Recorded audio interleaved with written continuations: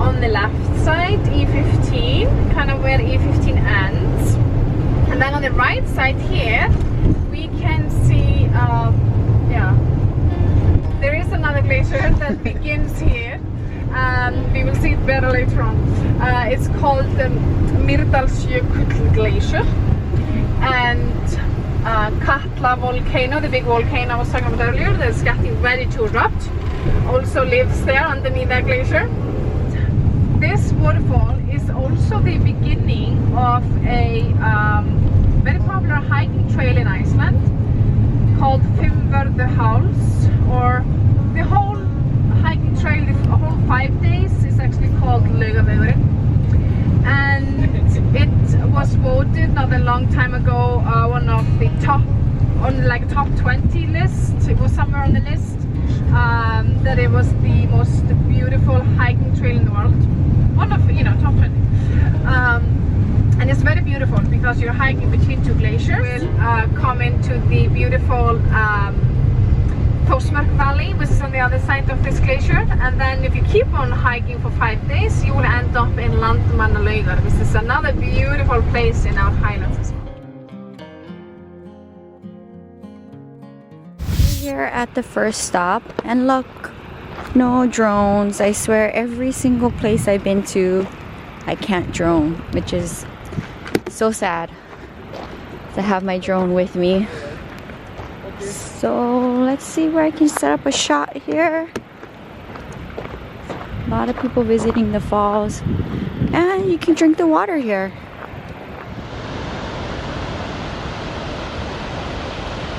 Way bigger than E15. E15 is 87 square kilometers in size. And also the volcano here, Katla, the one that I mentioned earlier, that is one of our biggest and most powerful volcanoes that we have in Iceland, is also underneath this glacier, part of this glacier here. So we have like 2 glaciers and 2 volcanoes right next to each other. And I also mentioned that Katla here is getting ready to erupt. Has been showing a lot of signs, earthquakes, and also sometimes when we go glacier hiking here, we can smell sulfur smell. Most of the bigger glaciers that we have what we call skriðjökla, or crawling glaciers, if I translate it. We call it crawling glaciers in Iceland, or skriðjökla. In English, they tend to call it outlet glaciers, or glacier tongues. And it's just ice that used to be on top of the glacier, and then when new ice forms on top, it starts to push down the underlying ice down the side of the mountain, and that's what we call crawling glaciers or outlet glaciers. It's all the same glacier though, but these outlet glaciers, they tend to have or get other names.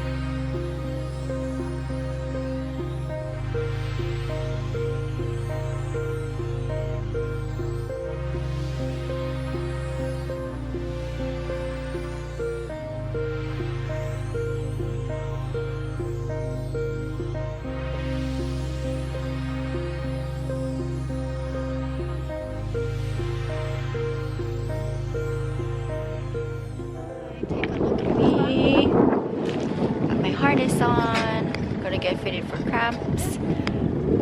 I'm wearing my sunglasses, I have my hair pulled up, covering my ears, got my gloves.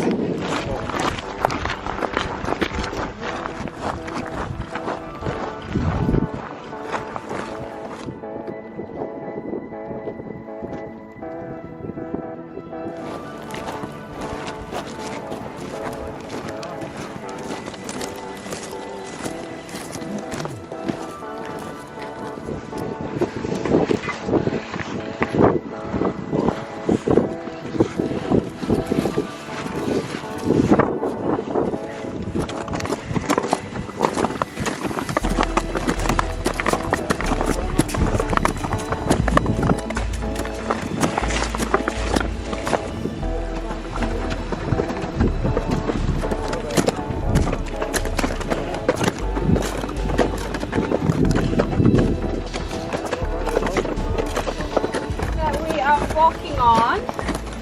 This is ash from Kappa volcano, the big mighty volcano that is getting ready to erupt soon. And sometimes when we are here, we can even smell the sulfur smell coming from the volcano, and that means the magma and everything is heating up and getting ready. Because it's so close to the volcano, very active volcano. We have some ash here in the beginning, then we go higher up. Just trying to get back to the ocean, back to the water, you know, down from the glacier. And we didn't have this not that long ago. It was just wall of ice, and then the water hits the wall there, and it starts to drill down to the bottom. So we're going to be careful here.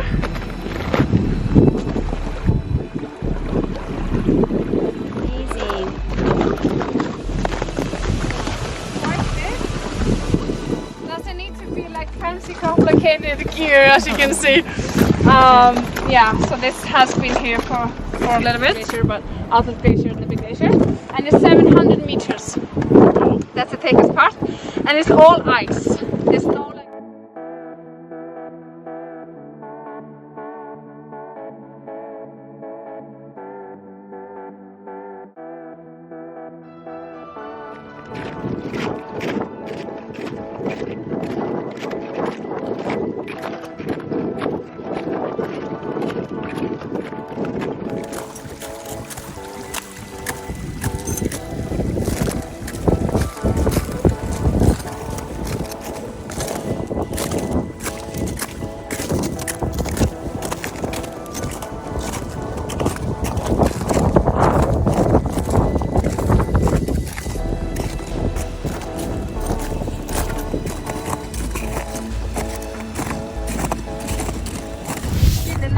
They didn't have much time until the sun would come up to find something to eat.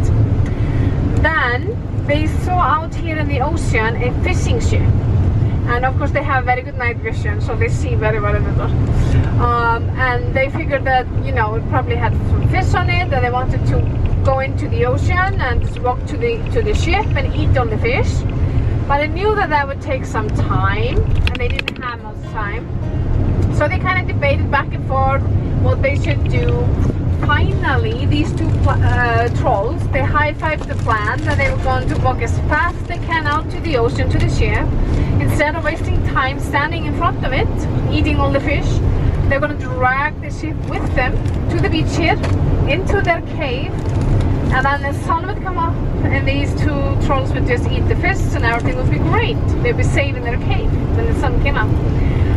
So they did that, and then when they were in the ocean, they were starting to drag the ship with them. They realized it was heavier than they thought. It had more fish on it, which is a good news, of course, but it took them longer than to drag the ship. And then it's a very sad story, as you will see in a little bit. They were so close to the beach, to their cave, when the sun came up, and these two trolls, they turned into stones. And yeah, like I said, they will never return back, so they will just be stones forever and ever. And so also we have here former trolls, and we also on this beach, we also have a lot of birds in the cliffs here at the beach. In the summertime, this is the home of the cute little puffin, but that's like from May to August. It's one of the places it goes to. But there are like fulmarts and guillemots, for example.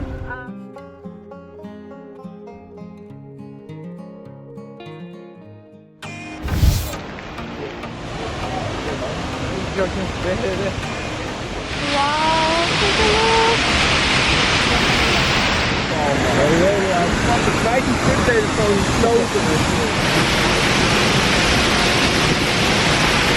Wow! Oh my goodness! Right. Walk behind the waterfall. Now to hike up. So this is the last stop of the day tour. And actually, my last tour in general in Iceland, boy, did that go by fast. Alright, let's see if they can take me. Last dinner at the big front, just sitting on like this bar area. And I came as a walk-in and I just waited a few minutes. So I think what I'm gonna do is I'm gonna get the pan-fried cod. Because it's either between that or the pan-fried salmon. And maybe if I have room, I'll get one. See if this restaurant can take me. Alright, so I'm sitting like on this bar table area facing the sidewalk, and this place literally is so quick and easy. You go up to the counter, you order, they give you a number, you find a seat. The restaurant that I was at before this, they made me sit and wait, which is no problem, but then when they sat me and the guy next to me at the same time, they made him like, he was so much quicker with getting service than me. They took his order, he was eating, and still nobody came to me, and we sat at the same time. So I didn't like that. He was done eating his soup and still nobody came to me, so I just walked out. I just could not handle that. That was not good.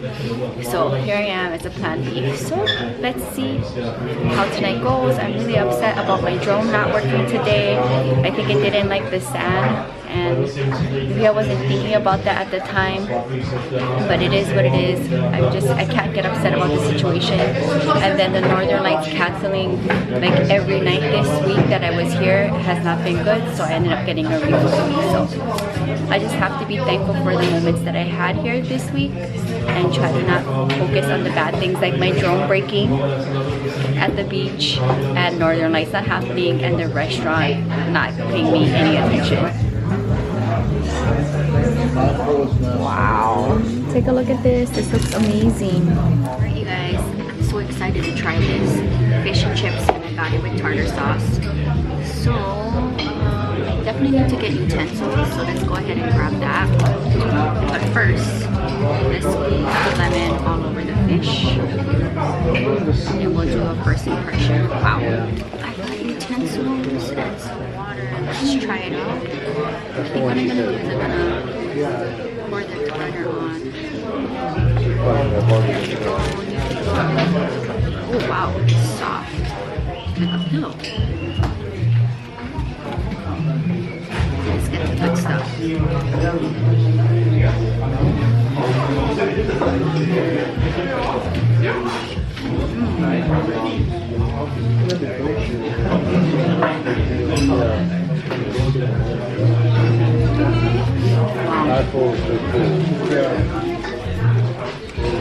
I was super close going back to the same restaurant I went to the last 2 nights. It's because it's tapas and it's really good and there's so much to choose from on their menu. And I never had any issues there. It's across the street from where I'm staying. But we're here, we're having some fish and chips.